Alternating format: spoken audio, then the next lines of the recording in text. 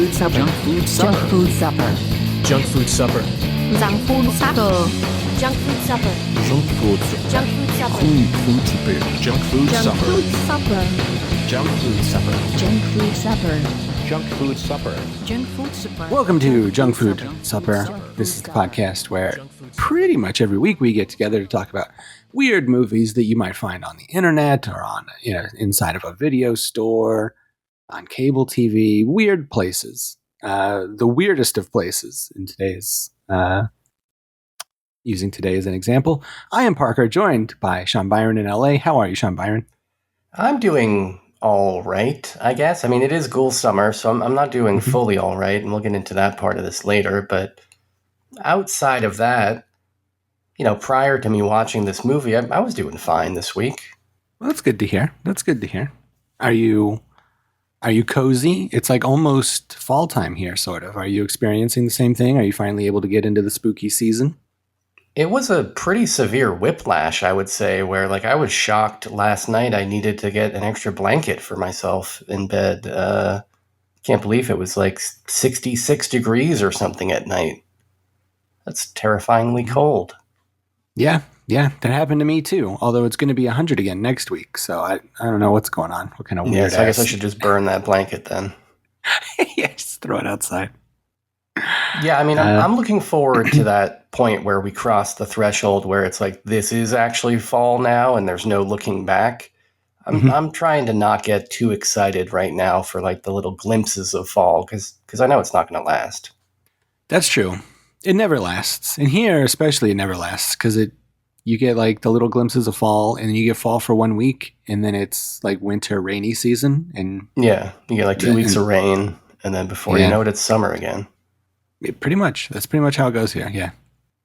Yeah. It's horrible. Well, to offset the confusion related to the changing of seasons, I went back to an old standby this past week and I rewatched Severance. Oh, yeah. When is season 2 coming out? And January. Okay. That's still a little ways. And how did you feel about it on rewatch? Loved it. I mean, I loved it the first time, loved it the second time. Definitely picked up more little details here and there. There's a lot of foreshadowing of things that you just don't really pick up on the first watch. Yeah, great show. I mean, it's just so smart and funny, and I fell in love with all those characters throughout the course of watching it the first time. So going back now and already loving Irv and Dylan and all these guys coming into it, I get to enjoy that throughout the entire run of the season. Yeah, I imagine I'll probably have to rewatch it before that second season comes out too. It's been so long now, I kind of don't even remember it. I mean, I guess that'll be a lot of the fun of the show is getting to relive it all, getting to be surprised again. Yeah, I mean, I feel like I remembered most of it. If you actually break it down, there's not a whole lot of events that happen. You could probably condense all of the actual forward momentum plot elements into, I don't know, a few paragraphs or something, but yeah, they connect it with all this interesting stuff, That is true. It's a good show. I'm excited to see what happens. Yeah, there was a trailer for the new season that dropped, I don't know, within the past month or two that I watched. It's real brief, but it got me hyped, and that's why I went back to watch season 1. Yeah, I saw you posted that, but I can't trust trailers these days. I watch a lot of them, but I feel like I always regret it when I do because they basically just show you absolutely everything. This was pretty vague. This just gives you, a few glimpses of the characters, I think, to just kind of confirm, don't worry, we were able to get these actors again. And that's pretty much all that you're getting out of this trailer. Yeah, that's true. Yeah, I guess with TV, it's a little bit different. They just dropped the first trailer for the new Dexter, spinoff prequel thing, and it's astoundingly vague. I mean, as vague as it can be, I guess it's a prequel, so it's if you've seen Dexter, you kind of know everything that's going to happen because it's a prequel, but outside of that, it's very vague. Yeah, I did see on the Severance trailer, there are people on the internet who are dissecting every frame of it to the point where I guess they found out that there was some Morse code that was embedded in the blinking of the elevator light in the trailer that's shown for probably less than a second. So I don't know, it's neat that they're putting Easter eggs into this trailer. Yeah, I like that. Yeah, that's a lot of fun. I think they used to do that with like Marvel stuff. Like they'd put like, like, can you guess the secret, new character that's going to be a part of this? And then like, then when Marvel just kind of fell apart and like they don't plan things out anymore and they don't care about anything, like they don't do that. But the fans still go crazy looking for that stuff, even though it's like totally not there because nobody at Marvel cares anymore. So I'm glad that the people at Severance care. Yeah, they still care. And I think they have to care, given that they've only produced so far 9 episodes of TV. So they need to produce a little more before they check out, I guess. That's true. That is true. And hopefully new they season can do going to be 10 eps in the new one. 10 episodes? Yeah, in that new season, 10 episodes. I like that. That's a full 1 episode more than season 1. I feel like they have to add more episodes on account of like they're only doing one season every half of a decade. It's like, yeah, you got to give us a little more there. Yeah, I'm not sure Chris Walken's going to survive for another season. And knock on wood over here. I don't know that any of those cast members are, even the youngest ones, if they're only doing one season every 4 or 5 years. Yeah. Yeah, and given how many of them are using Hungarian pagers to communicate with each other, they're all doomed. That is true. Man, you see that news? Is that the most terrifying thing that's ever happened in our lifetimes? It's got to be up there. I don't know, man. I feel like that's like been an urban legend for a long time that something like that could happen. But yeah, so now I'm very, very scared to realize that is real and also stolen from The Dark Knight. So I feel like this is Christopher Nolan's fault to some degree. Well, I mean, that goes without saying. Most bad things that happen in the world can be tracked back to Chris Nolan one way or another, but that is true. Yeah. Scary stuff, dude. Yeah. So how did this work? Like despite being in a newsroom and reading a bunch of news, I've not read enough into those stories to figure out how did this happen? Have you read that part? Like were they handing out? I don't think that they know yet. I mean, I think we have to assume the devices were modified. You know what I mean? Like, I don't think that you can just make a pager explode. And even if it did, it wouldn't be like a huge explosion, right? But yeah, I guess somebody intercepted the supply chain and put in little bombs that I guess were probably keyed off whatever frequency that they sent then to these devices. But I don't think they really know yet. That is craziness. That's like, that's like some real Christopher Nolan movie type of shit. Like, that's diabolical. Well, there's this company in Taiwan who is responsible for making these pagers, and it's some small Taiwanese company. I think it's like QC Electronics or something. And these poor guys have been defending themselves all day in the news, being like, we didn't do this. We're not terrorists. We just make pagers. We sell thousands of them per year. This never happened in any other place. So, like, you check the records. You can see our pagers are just normal ass pagers. Feel bad for that guy. But I guess now there's like a second company, because it's been 2 days in a row now of device explosions. And the ones today on Wednesday were like some Japanese company made. So I don't know what's going on. It's pretty wild. Yeah. I feel bad for I'm frightened. It's very scary. I feel bad for that Taiwanese company because they're already almost about to get invaded. They don't need this kind of pressure, Like China's already almost invading them. Yeah, and you have to imagine they were already, fighting an uphill battle trying to sell pagers in 2024. And now this happens? That's true.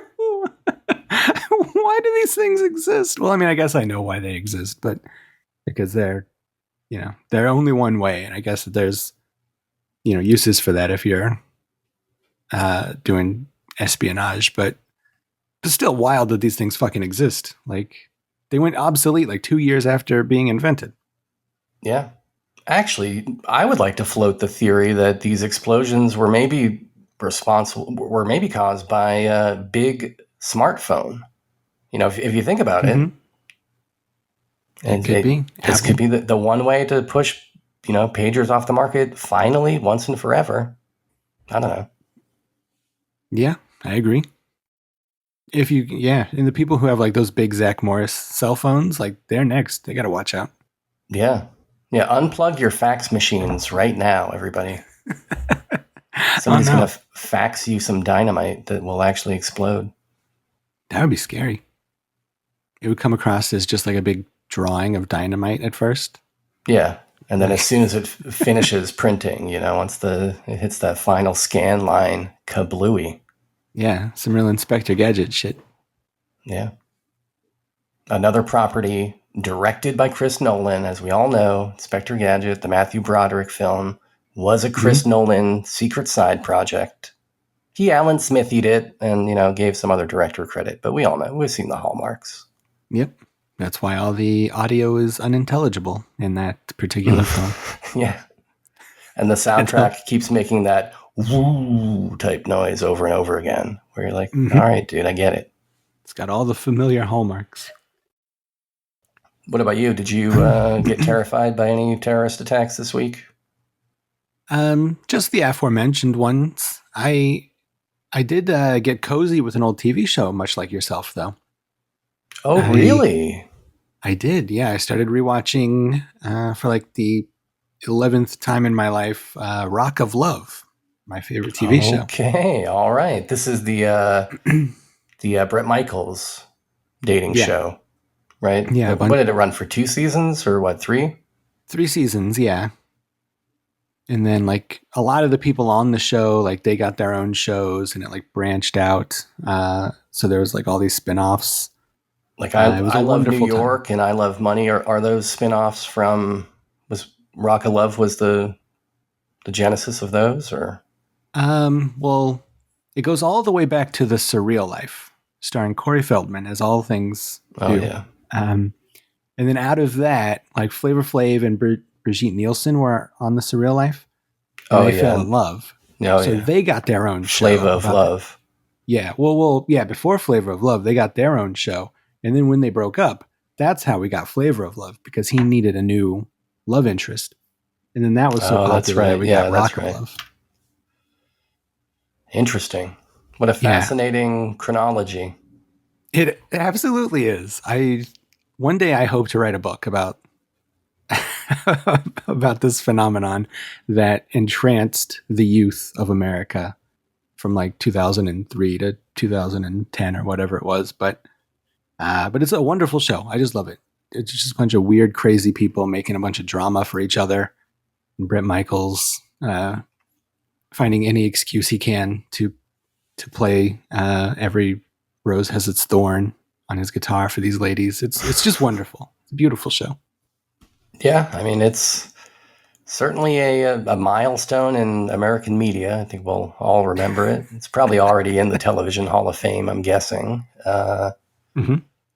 And yeah, I'm proud of you for revisiting it. I watched that show. I might have watched all 3 seasons. I definitely watched at least 2 of them.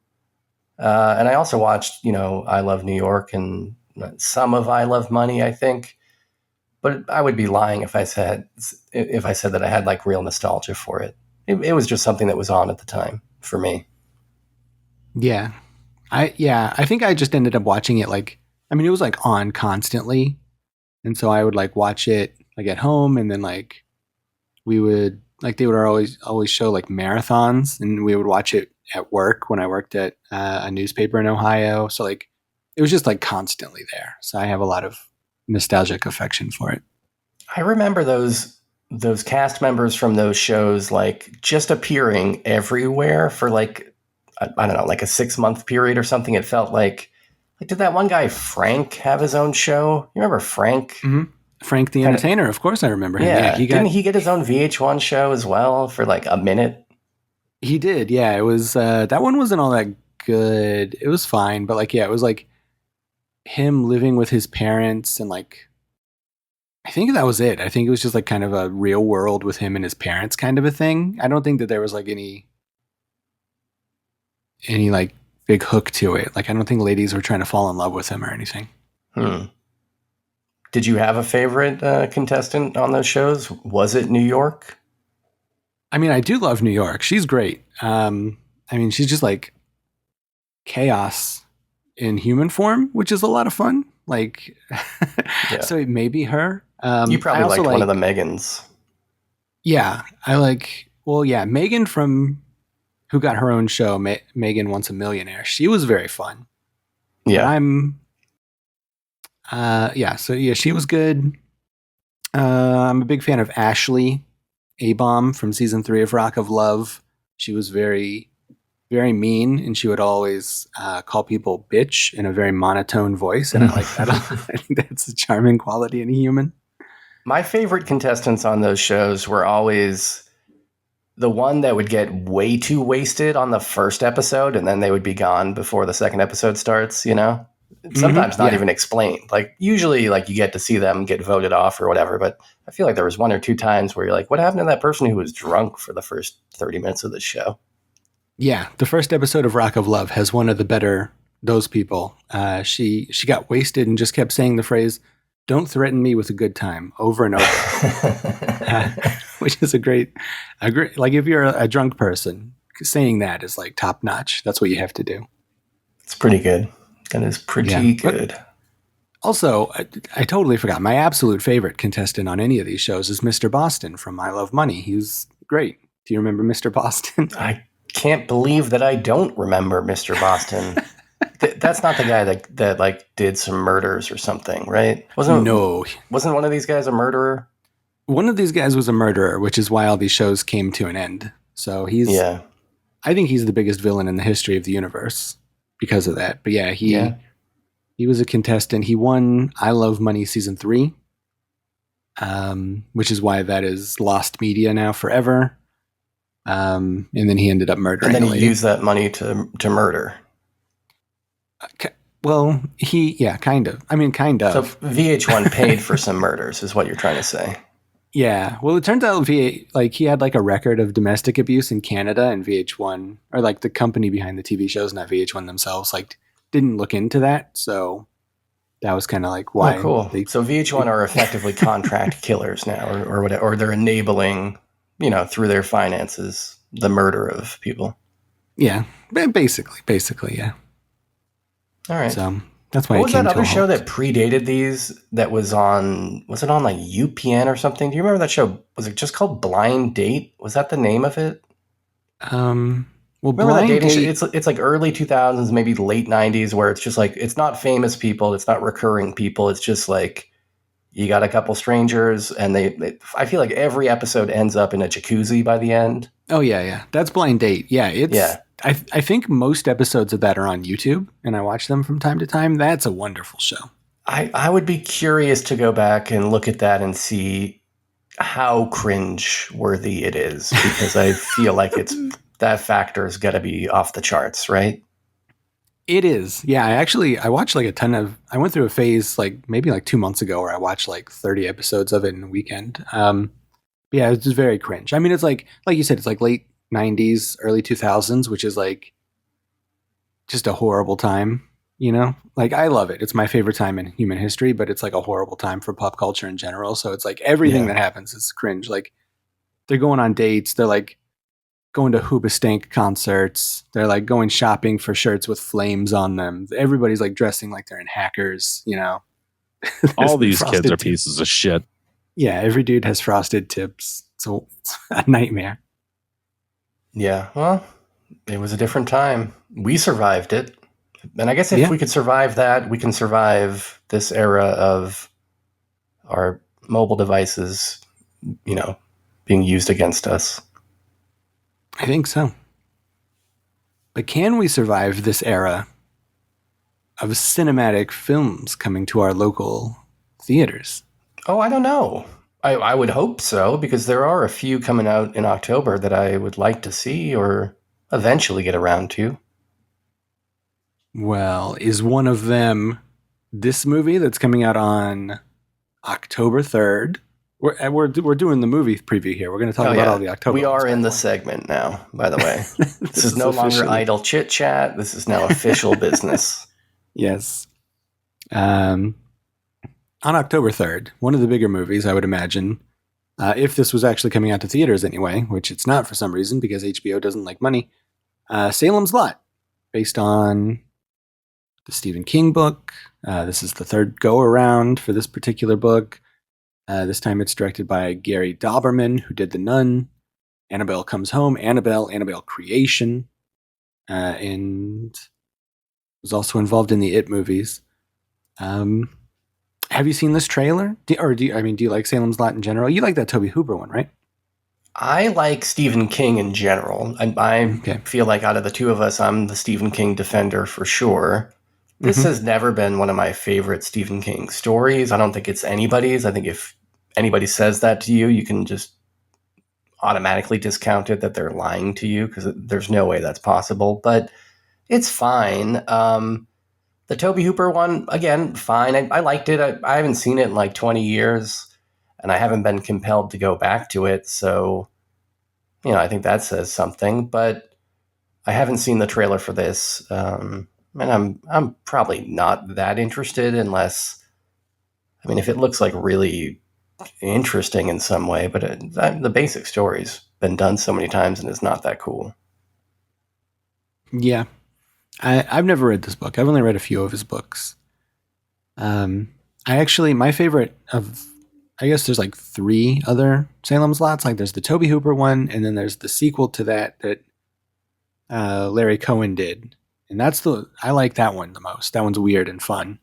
And then there's another mini-series version with Rob Lowe. So they have done it a lot. It seems like a lot of book to pack into just one movie, though. I feel like they're going to have to truncate this down. The story is basically just like It, but with a vampire instead of a clown and with one kid instead of, 6 or whatever. That is a good point. So, I don't know. Yeah. William Sadler's in it, though, so I will see it. He's one of my favorite guys. Oh, that makes you William Happyler then, I guess. Sadler's going to be here.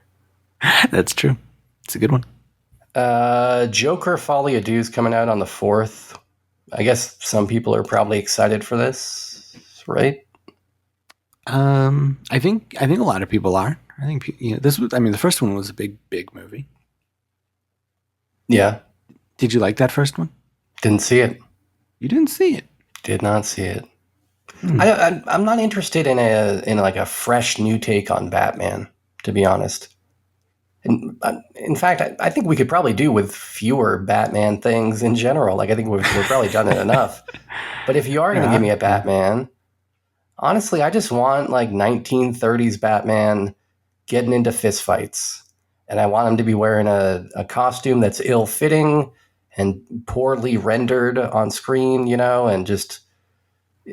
I don't need this like fancy new, this is not your grandpa's Batman universe. That's not what it is. Like, if you want to do that, just make a new movie. Yeah. Well, it sounds like the Batman you want is the new TV show, the new cartoon Batman, the Caped Crusader, which just premiered on Amazon Prime. It might be. Yeah, it might be. Or, there's also like 100 years of comics. Also that, yeah. That are created by, small teams of artists that have pretty much full creative control and can produce art that is interesting and, made with purpose rather than trying to just appeal to the masses with like a $500 million movie or whatever. Yeah. Well, I think the first one was that. This one is a musical with Lady Gaga in it, so... I guess Lady Gaga does appeal to the masses, but a big budget superhero musical certainly does not. So it'll be very interesting to see how people feel about this. I think it'll do well. I think it'll do really well because I think similar to Barbie, like this serves an underserved, portion of the film-going audience, which is women. I think women will be excited for a Lady Gaga starring role. Maybe I'm wrong. I could be completely off base, given that I think that first Joker maybe has like some elements of misogyny or whatever. But I think giving that entry point into a big blockbuster superhero type movie is useful for a lot of people. I don't know. We'll see how it plays out, I guess. Yeah. I didn't like that first one, but I think this one looks interesting because it's a musical. It's a big, like I said, it's a big budget Batman musical. Like that's certainly going to put me in a theater. That's for sure. They got Zazie Beetz again. Yeah, I like her. She might have the best name today in films. Zazie Beetz is a great name. Yeah. Let's see what else we got going on here. Monster Summer is coming out. Yeah. This stars a bunch of little kids and Mel Gibson, and is kind of one of these movies that we love so much that they kind of stopped making for many, many years, and it seems like they're kind of coming back now, which is like, you know, the link between being a baby and getting into horror movies, like as an adult, like real horror movies. Like we used to have them all the time. We had your Monster Squads, and we had, you know, Child's Play and Leprechaun, and like we grew up with a million movies like this. Yeah. The Pit. Everything was. What's that? The Pit. The Pit. Yeah. Like, yeah, we had a ton of these. And so this is kind of like that. The trailer looked fine. I don't know. I mean, I'm obviously too old for it, but I'm happy that it exists. Have you heard of this?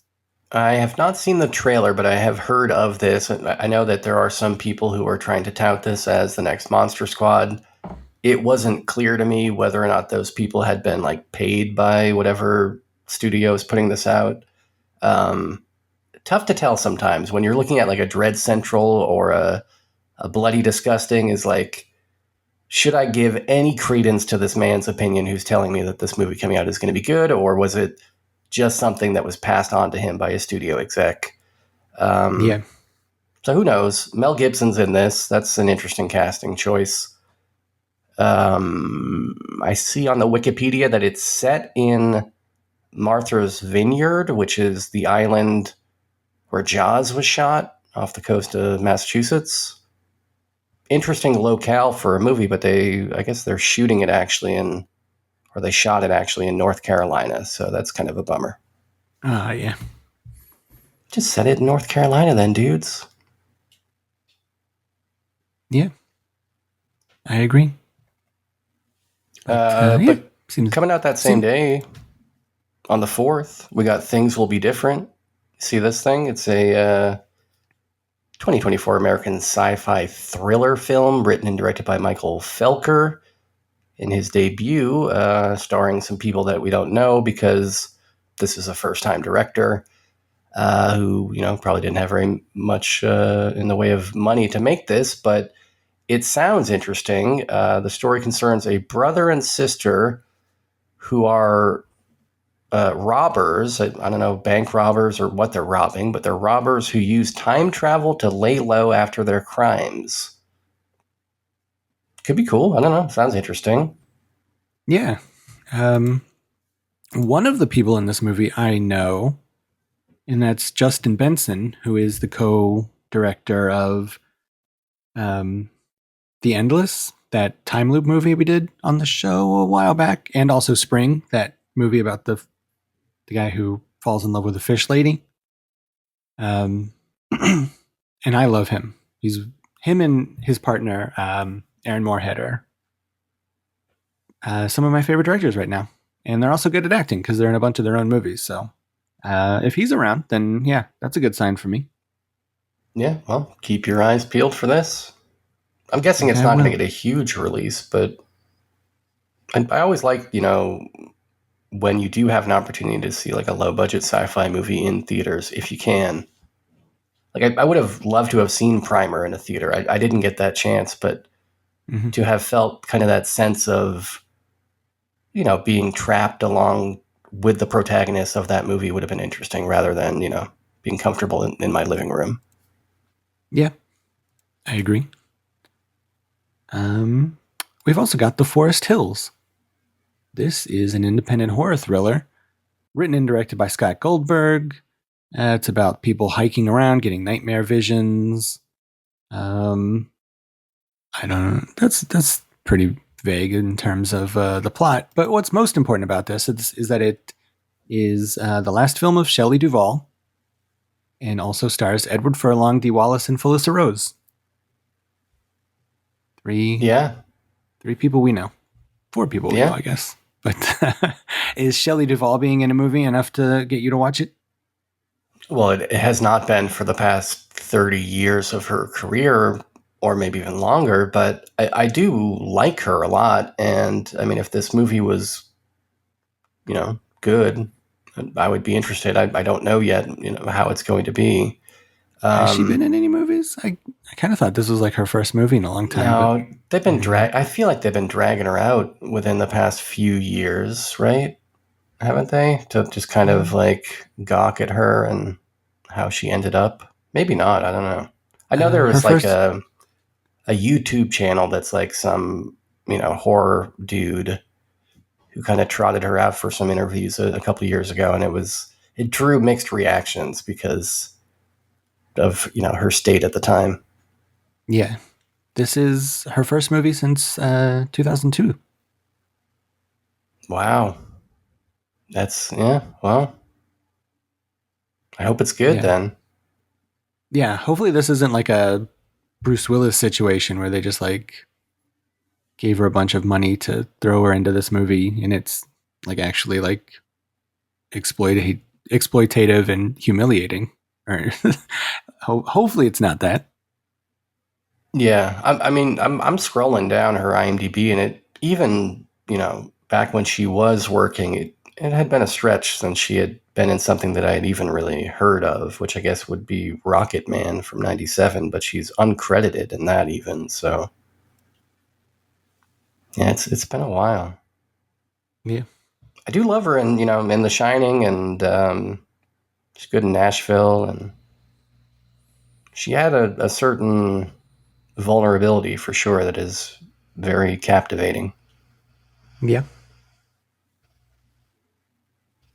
What else is coming out? So that was The Forest Hills. Well, we got Piece by Piece, which is an animated documentary film. It follows the life and career of American musician Pharrell Williams, who stars in the film through the use of Lego animation. This movie is produced by the Lego Group and others. It will mark the 5th theatrical Lego-based film.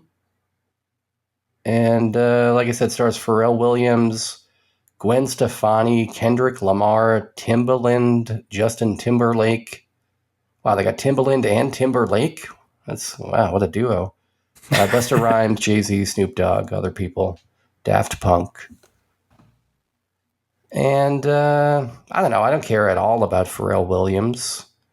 I think it's weird and interesting that Lego has had this second life as like a movie thing, and it's not like this is news or anything. They've been doing this now for a while with their Lego Batmans and Lego Star Wars and all this stuff, but I just never would have imagined that. Like, that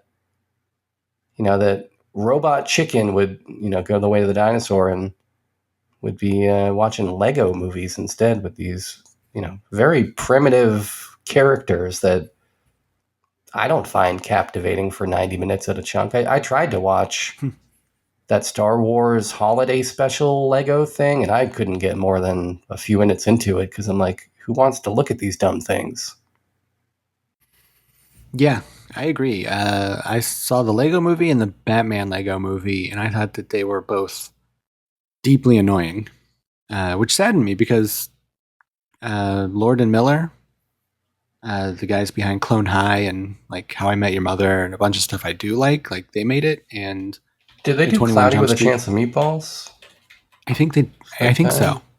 They've got their hands in a lot of good stuff. They also did the Spider-Verse movies.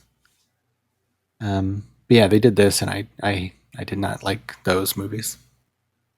Yeah, I mean, I guess if you got like a young child or something, maybe these are useful for them. But I don't know that those kids are going to care much about Pharrell Williams.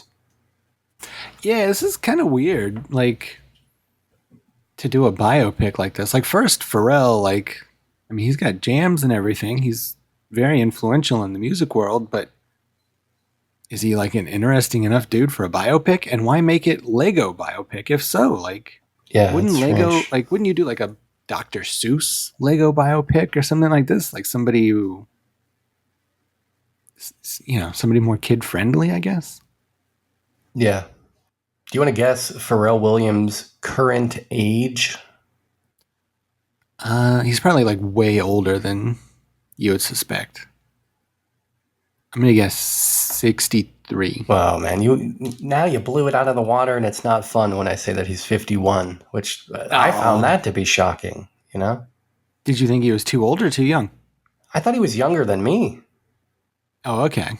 Well, he was like, he was like a famous guy in like the late 90s. I mean, he would have had to have. I guess, yeah. But so was I. I was pretty famous in the late 90s. That's true. Everybody's heard of the wrestling work of Flying Byron. Yeah, they'll never forget. Mm-hmm.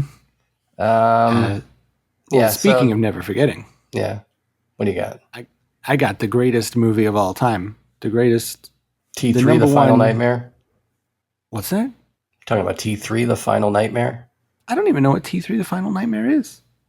It's Terrifier 3. Oh, is that what it's called? Is that what you're calling it? That's what I'm calling it, yeah. That's a weird thing.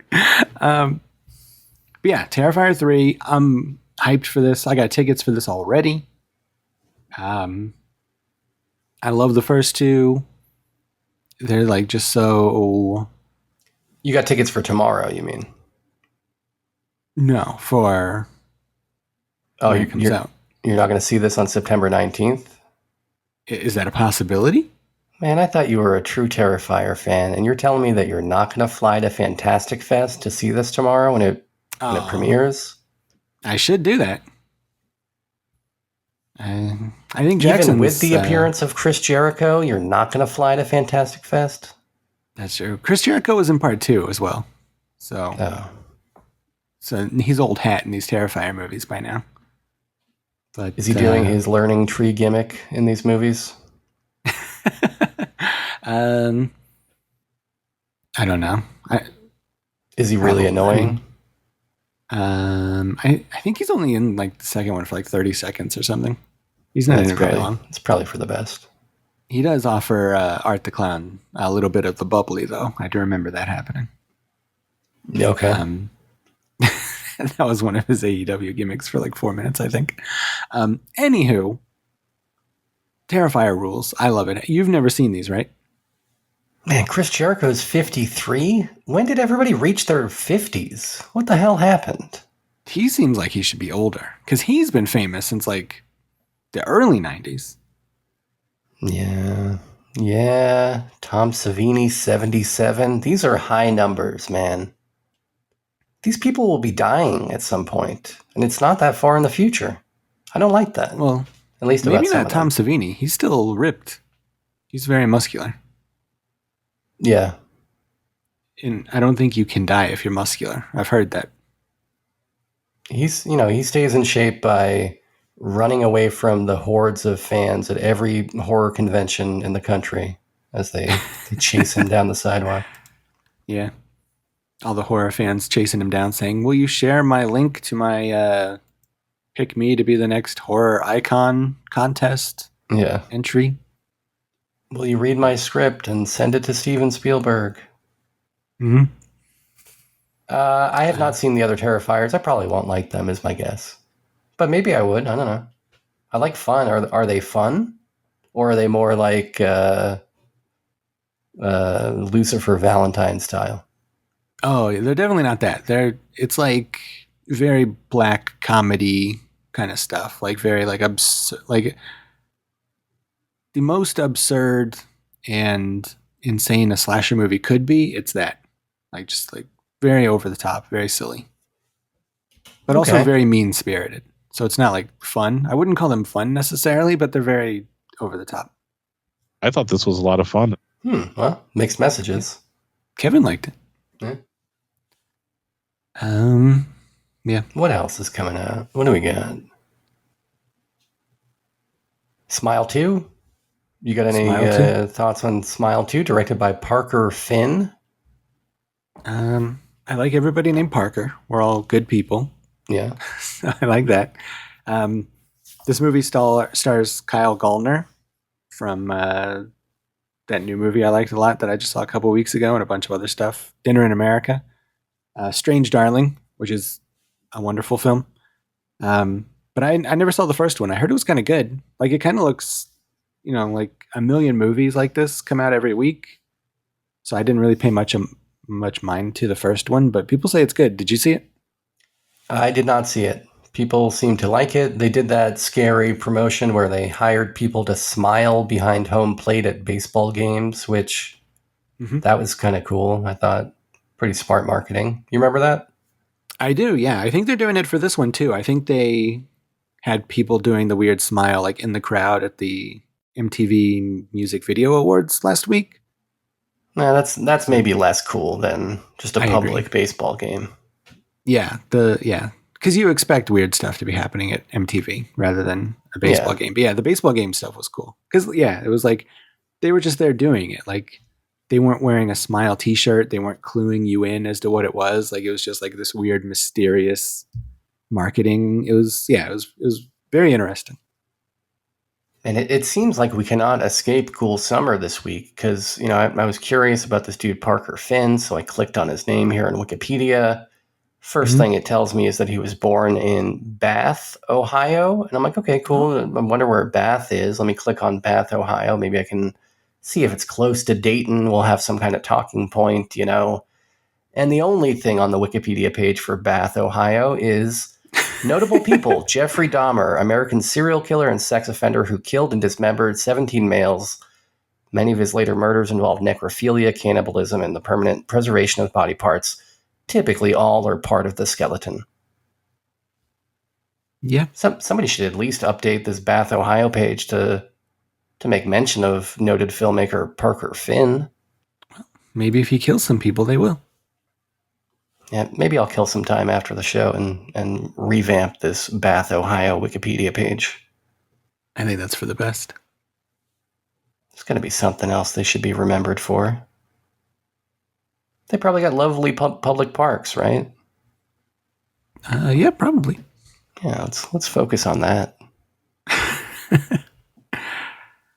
Well, do you want to focus on this movie? Venom, The Last Dance. Oh, we're going to Venom. Yeah, unless you want to talk about Woman of the Hour. Have you heard about this? Have you seen this?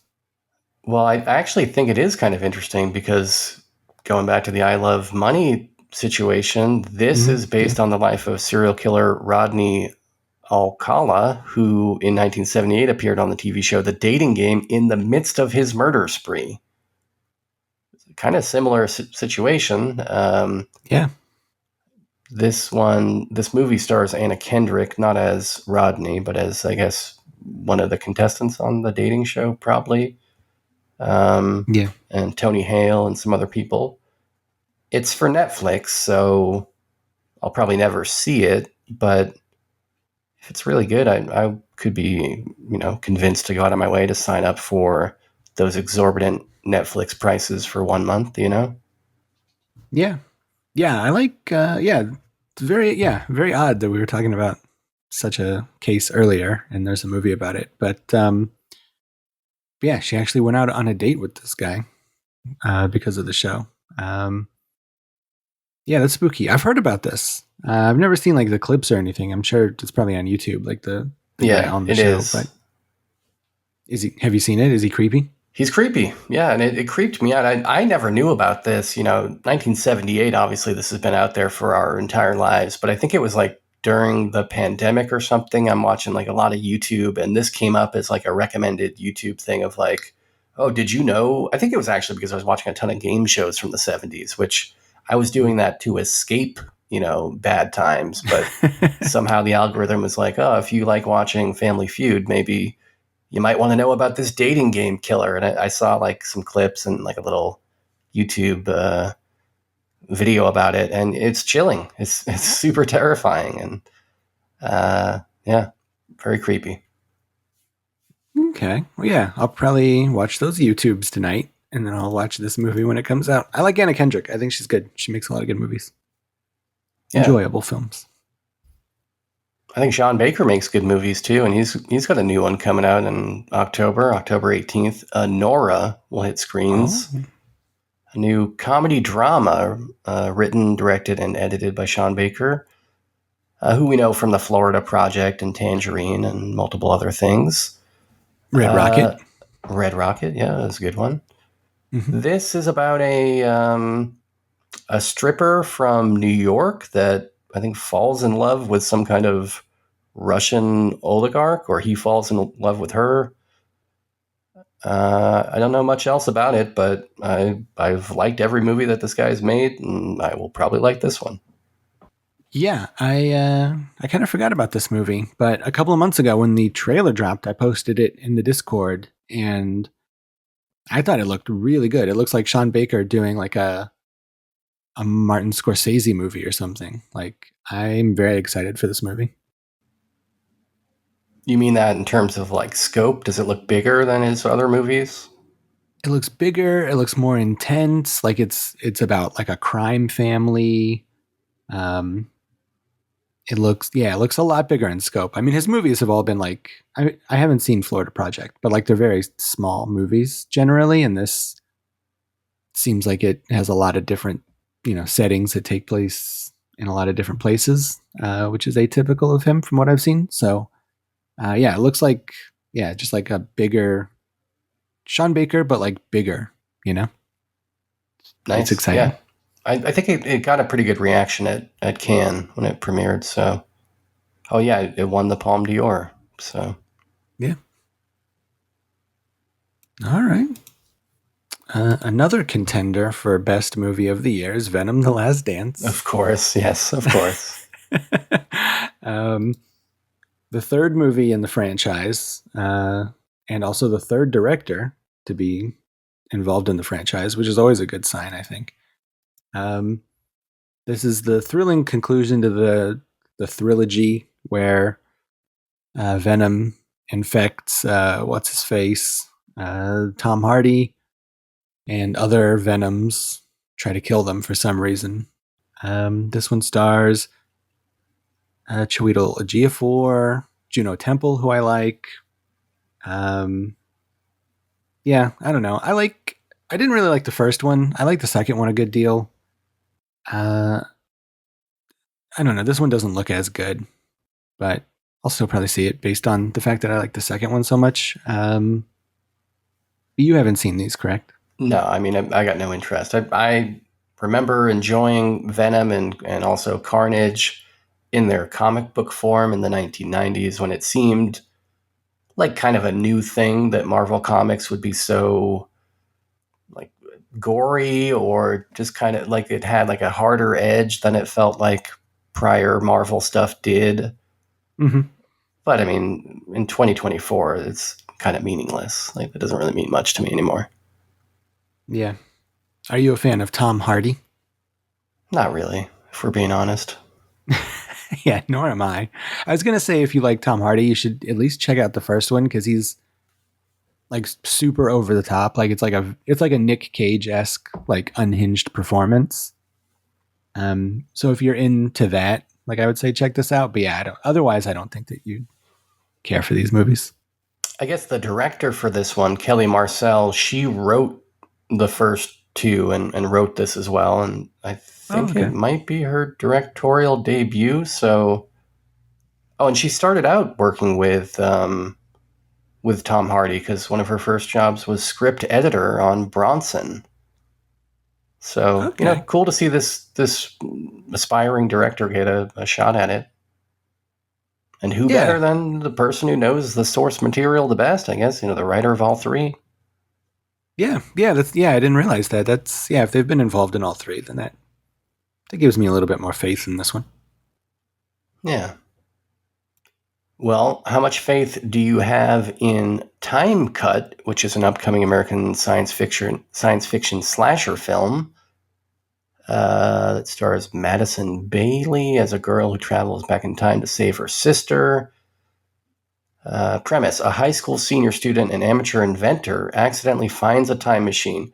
Wait a minute, she's an inventor, but then she has to find a time machine? Like, maybe just invent it. Ends up traveling back to the year 2003, the year her sister was murdered by an unknown killer. Didn't we just have a movie like this? Am I out of my mind? Wasn't No, this we get- exact premise used like within the past year? Yeah, many times. There have been so many sci-fi slasher movies lately. There's the Happy Death Day movies, both of those. Yeah, but no, wasn't there one There's- where it was specifically like the 90s that... Oh, what am I thinking of? Yeah. Oh, yeah, I know. There's also that Christmas one that's like It's a Wonderful Life, but a slasher movie. And then there's that other one. What's the other one? Like Totally, it's called like Totally Killer or something like that. Yeah, I think that's the one I'm thinking of. Let me see if I can find it. Yeah, Totally Killer, There you go. 2023. What's the premise here? Is that one just set in the 90s? Yeah, she goes back in time to the 90s. Yeah, it is. It's the same exact story, except a different time period. Going back to the 90s to catch the killer Yeah. during his original spree. All Yeah. right. Oh, actually, well, in Totally Killer, it's 1987. 87. Which is Okay, fine. almost the 90s. But, I mean, still, it's the same exact fucking thing. It's so weird that all of a sudden, like... I mean, I guess it's not too weird because Happy Death Day was, like, very popular and made a lot of money, so I guess it stands to reason. Like, that's the way of slasher movies, I guess, is that you rip off whatever's most popular. But it's, like, such a unique premise to do a time travel slasher movie. So it's, like, so weird that there's, like, 6 of them now. Very specific, you know? It's not like after Back to the Future came out that we suddenly had a whole bunch of, like, time-traveling comedies. I mean, maybe there were on the periphery, and I just don't remember. They were, you know, so small they didn't make much impact, but... I don't know, very strange. Yeah. And even, like, I mean, there was Bill and Ted, but I think they were making Bill and Ted before they were even making Back to the Future. But, like, those are 2 huge movies, so you'd think there'd be a bunch more. I don't remember, like... And those are pretty different stories. I mean, they're both time travel comedies, but Bill and Ted, you're assembling the squad, and you get all these different historical periods, and Back to the Future, you know, you're just kind of keeping it in the family. Yeah, that's true. Well, the only other movie that I saw that was maybe worth mentioning is a movie that doesn't even have a Wikipedia page. That's apparently how little interest there is in Amityville Where the Echo Lives, coming out from Lionsgate on the 29th of October. Mm-hmm. Directed by a guy that does not have a Wikipedia page and starring about a dozen actors who also are just plain black text. It's not blue. It's not clickable. It ain't a link because they don't have any pages. And that's all I know about this. I didn't know they were making another one of these. They've probably made, I'm guessing, probably 10 of these already this year. They're probably doing these once a month. And nobody sees them, right? That is accurate, yeah. I mean, Amityville, because it's a town, like, you can't copyright it, I think. So, like, if you go to Tubi and you search for Amityville, like, there are literally hundreds of movies. Because anybody can make one. Like, it's not like, you know, it's not like Nightmare on Elm Street. If you named your new movie Nightmare on Elm Street Where the Echo Lives, like, you would get sued. But Amityville isn't like that. So, yeah, there's so many of these fucking things, and they're all really bad for the most part. Well, now there's another one. I'm sure this will go well for Lionsgate. This is going to bring them out of that slump of those 2 biggest bombs of all time that they had in the last couple of weeks. Well, they still got the John Wick movies, right? Is that Lionsgate? I mean, they've got Saw. Yeah. Saw's their moneymaker. And the one movies, those Jennifer Lawrence movies. The dystopian teenage movies. Hunger Games? But Yeah, they don't really Hunger make Games. those anymore, do they? They had one a couple of years ago. That was like the big reboot. I guess they're probably still making money on Twilight, actually. That's probably what's keeping them afloat. I cannot believe that we're so old that now there's Twilight nostalgia. Like, these movies are, like, back in theaters right now. And, like, you go into, like, Hot Topic or something, it's, like, all this, like, Twilight stuff. Like, It's insane to me. It's wild that that we've come back around on Twilight. Yeah, man, we're old people. Yeah. Well, I guess that's all the movies. I think it probably is, and I wonder if there might be any old people out there in junk food dinner land who might have left voicemails for us this week. I would love to hear about that. Well, let's see. Yeah, it looks like we do have one voicemail. Let's see how old this person is. I'll just get it going right now.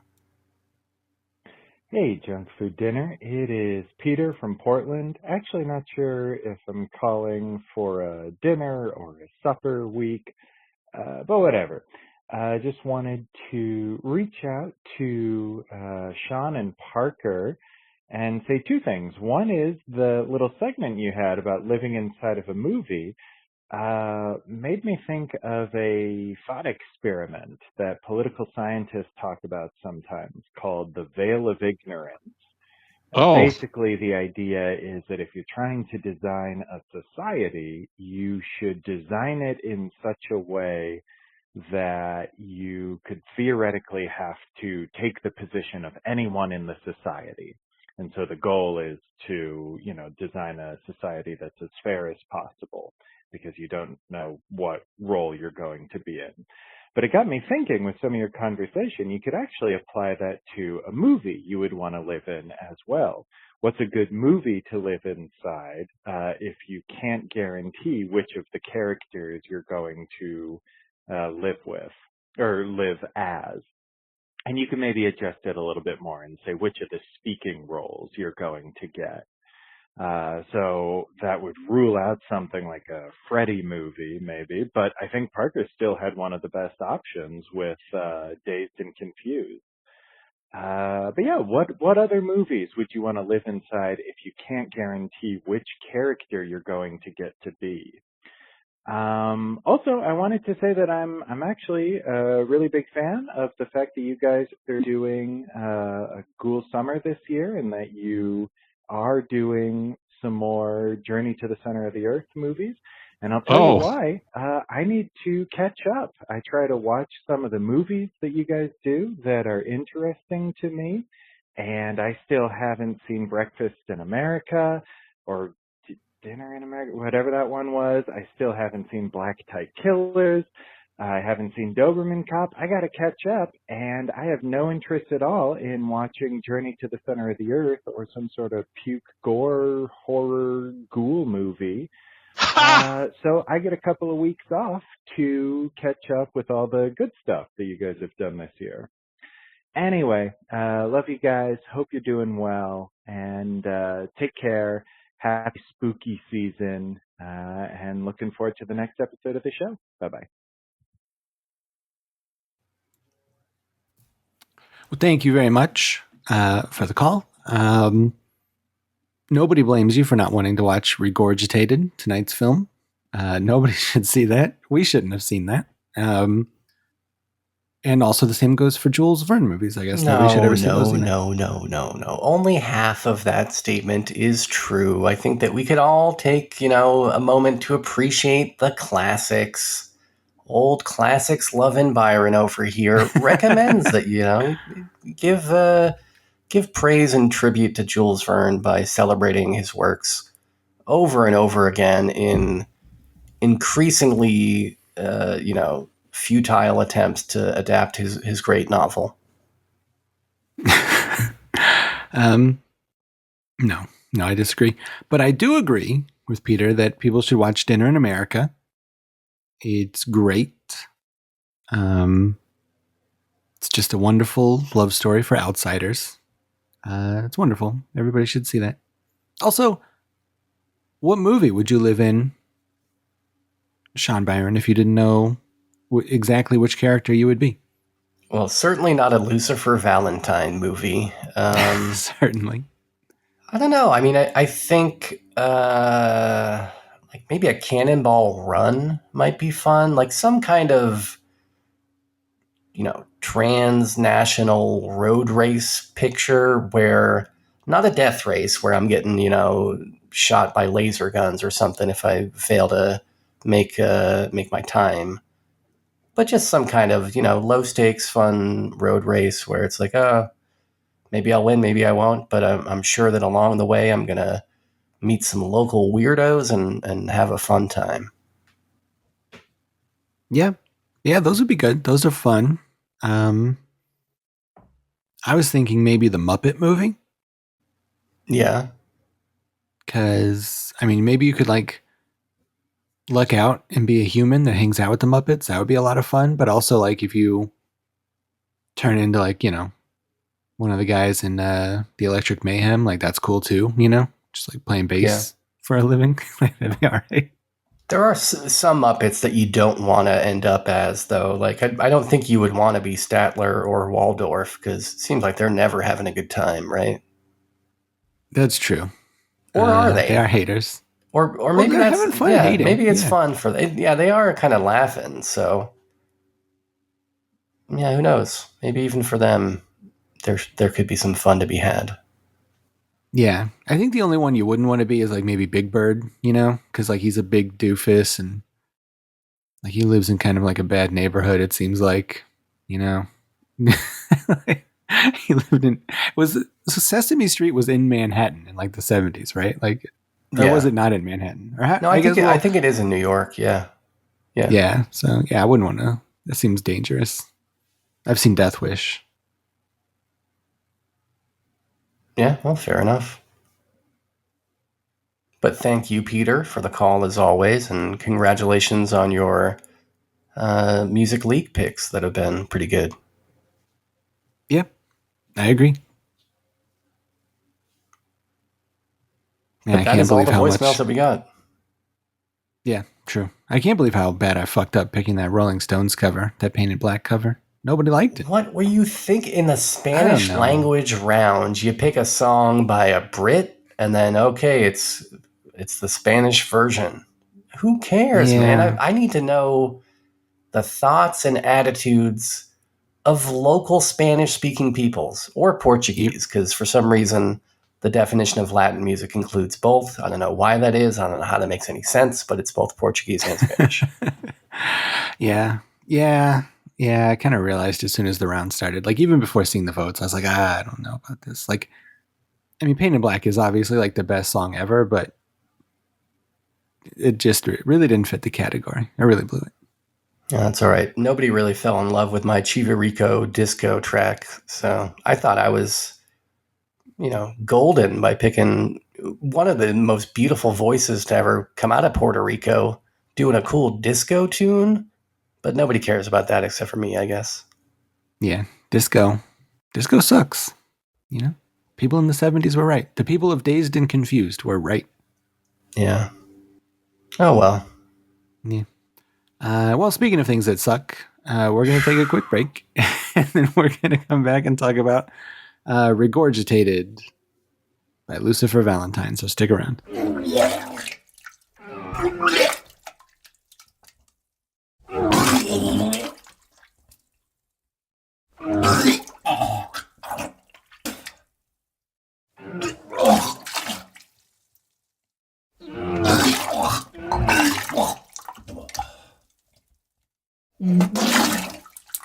Welcome back to Junk Food Supper, the Ghoul Summer edition, Ghoul Summer 2024. And as such, we are doing a ghoulish film tonight. The film is called ReGOREgitated Sacrifice, directed by Lucifer Valentine. This is a 2008 movie. You may remember Lucifer Valentine as the director of Slaughtered Vomit Dolls, which is a movie we did for Ghoul Summer all the way back in 2015, 9 long years ago. Kind of a weird fetish. Absolutely. This movie is made because the director has a certain fetish. This movie's been on my Ghoul Summer list for a long time because of how terrible the first one made us all feel. So I was like, well, I guess we got to finish out the trilogy one day. Do you still feel like we need to finish out the trilogy? No, well, I was going to say, spoiler alert, we're definitely not finishing out the trilogy. I've had my fill. Okay. With this one, I think we're good. I I just feel like after all that anticipation, you'd been looking forward to watching this for so long. I don't know that this 66-minute runtime would be enough for you. I would prefer it to be 2.5 hours. That's my Ghoul Summer sweet spot. No. So in this movie, I'm not too sure what the plot of this movie is, outside of the fact that we have a lady played by Amira LaVey. Her name in the movie is Angela Aberdeen. She's a bulimic porn star, according to Letterboxd. And I think that's in here. I think I picked up on that during the movie. Which means that she stars in bulimia porn. Yes. Which this movie is part of that genre, I think. Yeah. Okay. She is very depressed. Apparently she's estranged from her family, and so I think that she kills herself in the opening sequence of the film. And then she is guided by identical twin demon spirits called the Black Angels of Hell through a weird afterlife dimension where weird things happen. These two spirits are played by Jen and Sylvia Soska, who you may know from directing a lot of movies for the WWE. Oh. Oddly enough, WWE likes to hook up with a lot of real depraved, problematic people. Yeah, interesting that Lucifer Valentine hasn't been named in any court proceedings relating to Vince McMahon, but maybe that's just forthcoming. Could be, yeah. So once they start guiding her through hell, we get a lot of weird sequences where they do sex to her, both seemingly consensual and then not consensual. The two sisters, who are real sisters, make out quite a bit. So that's weird.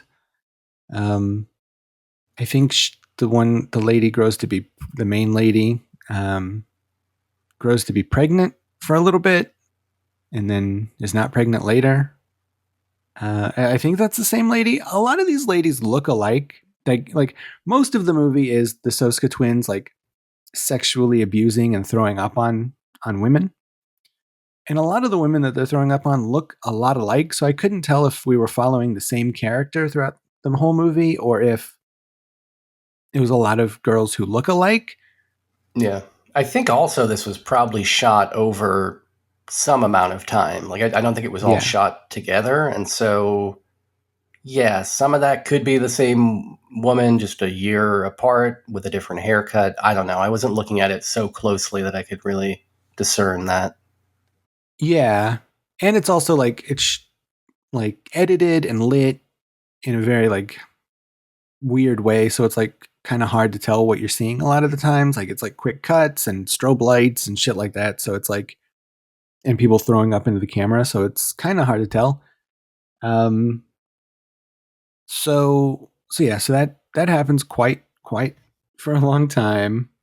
There is a really, credit where credit is due. There's an interesting shot near the beginning where the Soska twins are introduced and they're Siamese twins joined at the head and they're like backlit in like a park and it looked kind of creepy. I kind of like that shot. I will actually give credit to the entire movie in terms of camera work. I think this is a decently shot movie, especially given the budget, which I'm, presuming was very minimal. Mm-hmm. But dude put the camera in interesting places, got some cool looking angles. Everything's in focus. You know what I mean?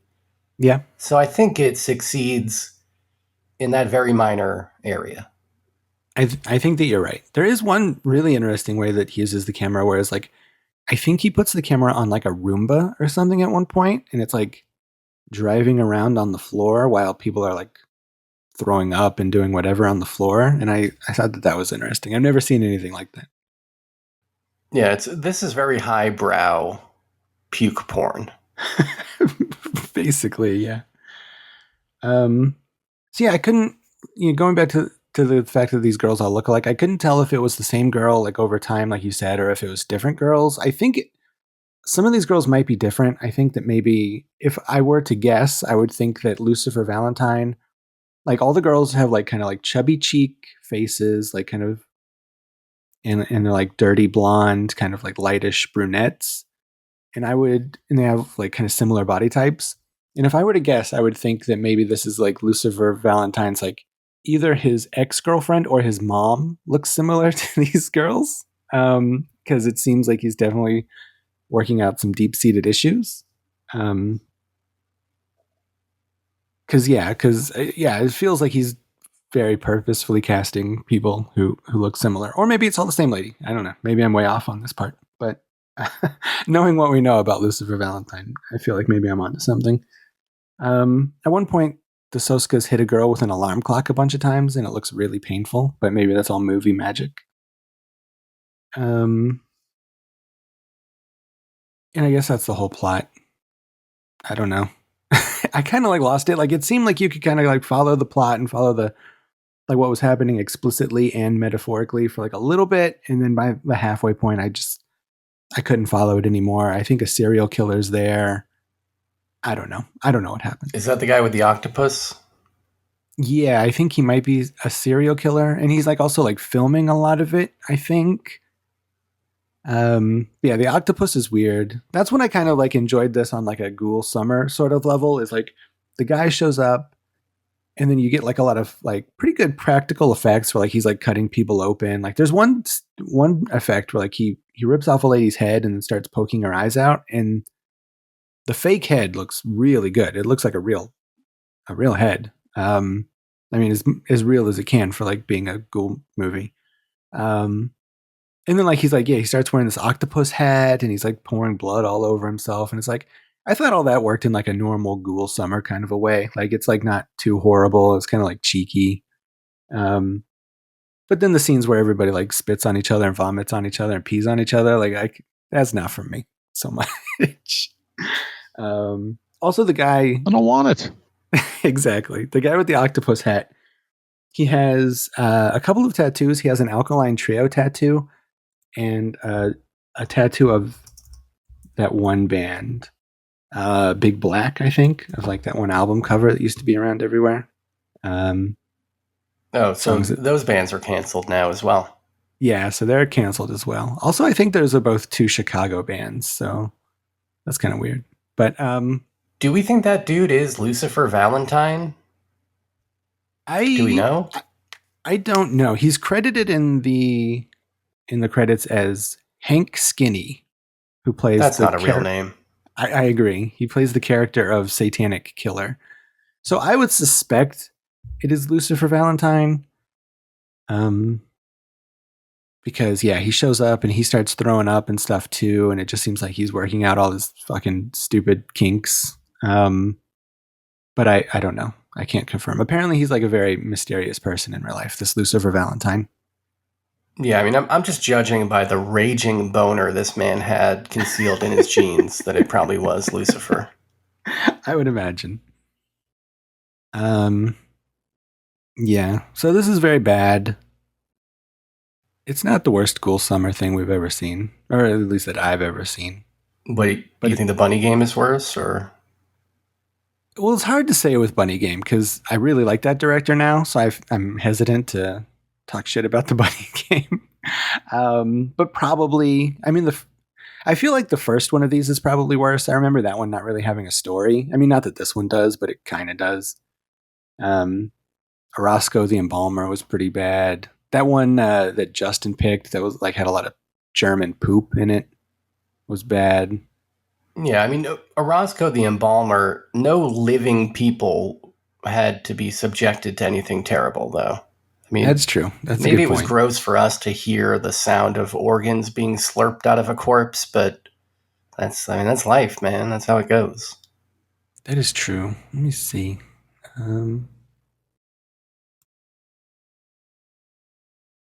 Yeah, maybe the Bunny Game. Oh, the Tumbling Doll of Flesh. That's a pretty bad one. That's not a good one. Hanger's bad. But so yeah, there's been some that are less good. Gutterballs. Yeah, that's a pretty rough one. So yeah, this is bad. This is definitely bad. I don't know. What do you think about it? Bad? You think it's bad? It is very bad. I mean, I almost feel like I'm not qualified to judge this because I feel like this is a movie that basically has one use, which is if you are a person who is sexually into vomit play, but maybe you feel like all these gonzo puke flicks that are clogging up the internet don't have enough of a story for you, well, good news. You got a movie here that will provide you with the barest suggestion of a plot while all these horrendous puke scenes unfold in front of you. And I'm not a puke guy. I don't know. I mean, maybe I'm crazy. Maybe I'm the wild one here. Never got a boner from anybody puking. Usually the opposite reaction. Usually it's a big turnoff for me. Usually your boner goes away. Yeah, it goes interior. You know, I get like a concave boner scenario going on. It's actually kind of dangerous. But no, I mean, this is just not for me. I mean, if I was a puke hound, maybe I would have more of an opinion on this. You know, maybe we should have invited a puke hound to guest on the show this week, you know, and ask him if, you know, this movie scratches the needs of his community. But I would imagine that if you are a you know, real depraved puke lover, this is probably high on your list of movies that you love, right? I would imagine so. Yeah, I think if you're into puke, I mean, yeah, this is probably like your main movie. Yeah, because there's plenty of it. There's a lot of puke, and yeah, for most of the runtime, this is just kind of a extremely rough porno film, basically, with not a whole lot to talk about outside of the fact that it's kind of surprising. I don't want to say impressive, but it's something. I guess maybe alarming is the word. It's alarming that somebody would commit this many resources to making this movie because, as we said before, it's not a bad looking movie. Like they have a camera operator who knows how to pull focus and point the camera properly, and that's honestly more than we can say for some of the movies that we review here on the show. Yeah. And then, you know, some of these scenes where they're like dissecting corpses, you know, they do a few of these scenes where it's like they kind of look like cover shoots for that Girls and Corpses magazine, you know, where it will be this like all white background, like a studio background, and then a couple naked girls like dissecting a corpse.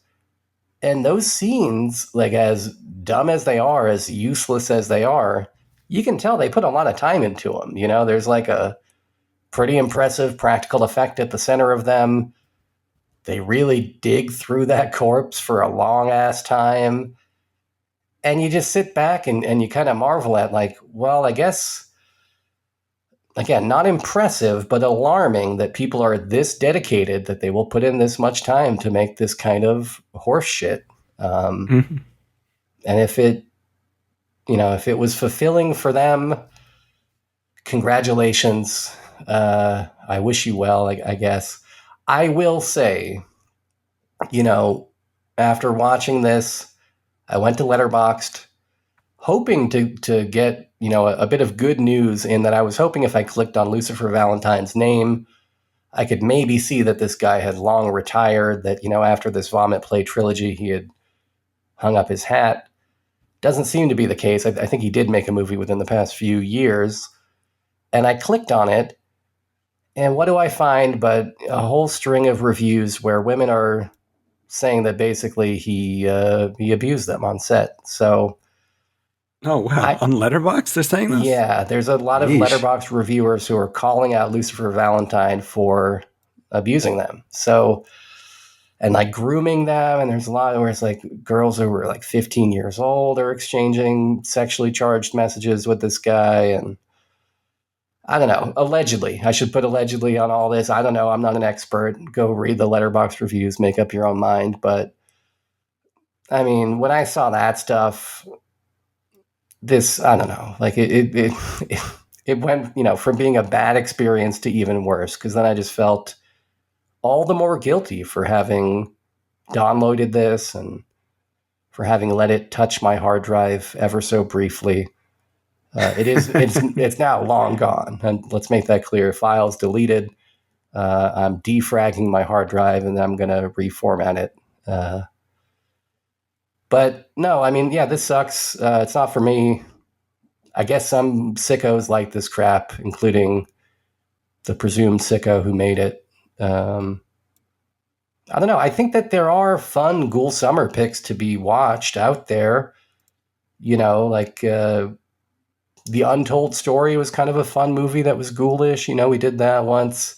Mhm. Debatably, even the Rape Man movies, Oh yeah, as those are fun. problematic as those are, there's maybe more fun to be had in those.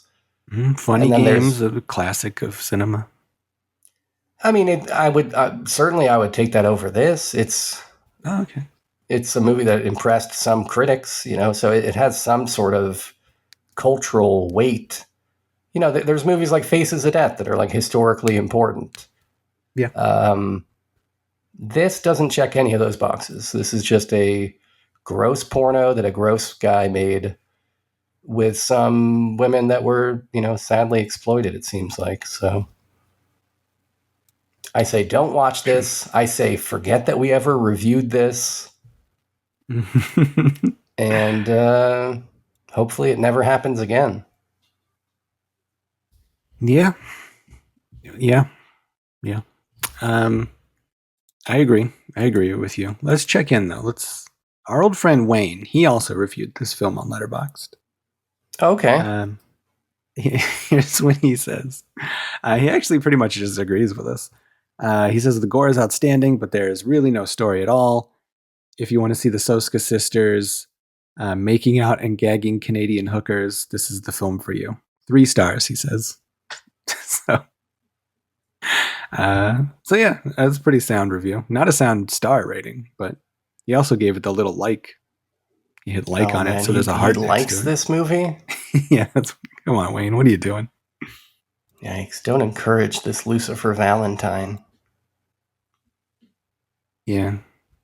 But yeah, no, I watched it, so thanks for making me do that. Well, it's Ghoul Summer. I hope you're real proud of yourself. It's Ghoul, it's not, Ghoul Summer has to happen no matter what, I was just the messenger. Don't shoot the messenger. Ghoul Summer is Ghoul Summer. If you're going to be mad at anybody, honestly, Mike brought this up in the Discord, this movie, like a week ago. He was the one who reminded me of it. So if you're going to be mad at anybody, you should be mad at Mike. If left to my own devices, I probably would have just picked Beelzebub's Dick NATO or some stupid garbage. So next week when Mike is on, he'd take it up with him. He's that's really fair. Yeah. This is an anger that will not dissipate within a single week. So no harm, no foul. I will just carry over my anger and direct it where it belongs. Yeah, it's really his fault. But yeah. So all right, well that's ReGOREgitated Sacrifice Part 2 in the Vomit trilogy or whatever he calls it. Yeah. What are we gonna? I guess next year then for Ghoul Summer, it should probably be my pick, and we probably should limit ourselves to just one Ghoul Summer supper episode. So I think look forward to that. Okay, I think that's fair. Well, yeah, we'll alternate Ghoul Summer picks. It'll be one of those fun ghoulish movies, a Men Behind the Sun sequel, perhaps. I actually did consider that. I actually just bought a book about what is the Japanese Unit 731 they're called or whatever. So I'm boning up on that for Ghoul Summer too. I haven't started the book, but I did buy it. It was on sale. Exciting times. Be learning about the worst forms of torture that mankind could think of 80 years ago. Yeah. Maybe I'll never read it, but it was like $2. Like I had to buy it, but maybe I'll never be in the mood to read that weird fetish. That is my fetish. Degloving people in the Siberian snow. That's my fetish. Yikes. Well, next week, I think your fetish is playing hooky from the podcast, if I'm not mistaken, right? That is true. I'm going to be indisposed. My dad's going to be in town. We're going to the mountains, and then I'm going back to the desert. So I'm going to be kind of in and out for the next 2 weeks or something. So you guys are holding it down without me. Yeah, but I look forward to you coming back the week after and regaling us with tales of all your journeys with your dad. Maybe, who knows? You might break the mantle, break open the crust of the earth and dig down there, get all the way down to the center. Who knows? I hope not. I hope not. But yeah, so when I get back though, it'll be the first week of Schlocktober. Do you have a movie that's fitting of such a time in life? Will it really be the first week of Schlocktober? It will. I think so. Yeah, next week you guys are doing it on the episode will come out on the 27th, and the week after that it'll be October 4th. Well, in that case, I've got the perfect movie lined up. What a coincidence. I didn't even know it would be Schlocktober, but this works real well because my pick is 2008's Journey to the Center of the Earth, a Canadian made-for-TV film from a company called RHI that I've never heard of. Why would you do this? Is Schlocktober not sacred to you? No, it certainly is. And that was my pick until I just found out that it's going to be Schlocktober. And now I'm looking at my list. Okay. Well, at least you're a man of reason. I do respect you. Yeah, I can be talked out of my journeys when it's Schlocktober. I'm going to look up this 2008 one, though. It looks pretty bad. Well, what's confusing is there's 3 different 2008 journeys to the center of the Earth, and we will be doing all of them, but I guess we're going to have to start that in November. Okay. What would you prefer? An American horror movie from the 1930s or a Japanese one from 1959? Is the Japanese one like science fiction-y? Not really. It's more of a ghostly type horror. Ghostly horror. What about the American? Are you looking for science fiction-y? Because the American one is more science fiction-y. Okay, no, not really. I like my I like my Halloween to be kind of like pure horror.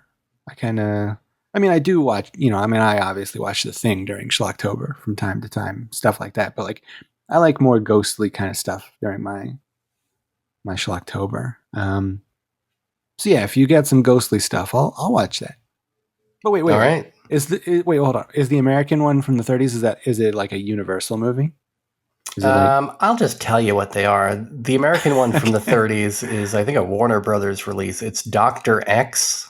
You know about Dr. X? It's one of the first two-color two-strip Technicolor features ever made. So it's like that very early version of color where it's not like the full color spectrum, but it's like close enough. It looks really interesting. I watched it a couple years ago, and just the look of the film stock is very interesting. It was restored, so it looks really nice right now. Okay. From 1932? You might like that. It's got, 32. It's got Fay Ray in it from King Kong. Okay. And it's like a mad scientist type of thing, This does look pretty interesting. It's pretty good. I like it. And then the other one is Ghost of Yotsuya, which is the 1959 Japanese, ghost movie by the guy that did Jigoku. I think you might have sold me on this Dr. X. I think he sounds interesting. Okay. All right. Let's make Kevin Moss jealous by covering Dr. X. I think that's important during Schlocktober to make Kevin jealous. Yeah, maybe he'll leave a voicemail and let us know what he thought of it. Yeah. Okay, well, that will be in a couple of weeks, but next week, as we mentioned, Bowman's going to be out, and it will be by September on JFD. Yeah, we're bringing back the old by September tradition, and we will be reviewing, together with the aforementioned Mike Dick, filling in for Bowman, we'll be reviewing Santo and the Blue Demon versus the Monsters from 1970, the one and only from 1978, starring Arthur Fonzarelli, and Grunt, the wrestling movie from 85. Yeah, those are good movies. I'm sad, they look good. I don't think I've ever seen any of these. I might have seen Grunt a long time ago, but yeah, I'm sad I'll be missing these. Yeah, well, like we mentioned before, you'll be fighting pterodactyls at that great underground lake near the center of the planet. So you got more important things to be doing. Yeah, I'll be. You'll be running through that weird blue forest. Yeah. Well, yeah. All right. It's settled then. Those are the movies coming up. Yeah. If you guys would like to weigh in on whether or not Journey to the Center of the Earth movies are worth watching, do you agree with Peter that they're skippable? Call in at 347-746-JUNK. That's 347-746-5865. We want to hear from you. We want to get a town hall going. What do you guys think about these journeys? What do you think about Lucifer Valentine? What do you think about Ghoul Summer? What do you think about biceps? Let us know by calling the number or going to facebook.com/junkfoodinner and hitting the call now button. Or just leaving some comments. We like to see those, or joining the Discord. Join the Discord. Join our music league. Talk to us. Let us know what's happening with you. Find us, perhaps most importantly, at patreon.com/junkfooddinner, especially if you are the kind of person who likes Twin Peaks, because boy, oh boy, we spent most of this year and last year watching Twin Peaks, every episode, and before that, we spent like 5 years doing bonus episodes with Kevin. So there's like so much stuff in that. There's like literally hundreds of hours of Junk Food Dinner. If you think you've heard every Junk Food Dinner, if you think you're that kind of guy, I got news for you. There's like twice as much Junk Food Dinner tucked away at the Patreon. So I think that's everything. So until next week, this is Parker for Sean saying thanks for having fun.